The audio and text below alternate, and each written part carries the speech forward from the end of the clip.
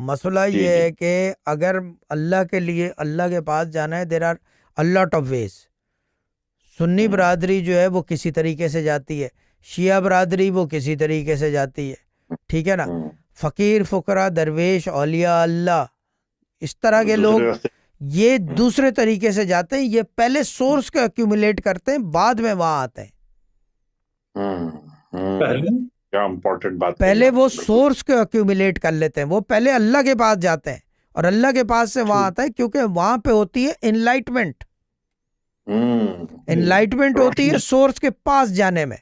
और जब जी वो जी। वहां जाते हैं और वो इनलाइटमेंट जो है, जब आप लाइट की बात करो अल्लाह के पास, तो फिर वो नूर की बात होती है। और नूर आप लोगों को, सबको, जितने लोग देख रहे हैं, सुन रहे हैं, समझ रहे हैं, जान, नूर एक दर पे है। हम्म क्या बात है, क्या बात है, बिल्कुल वो सही। वो वाला नूर ढूंढते हैं।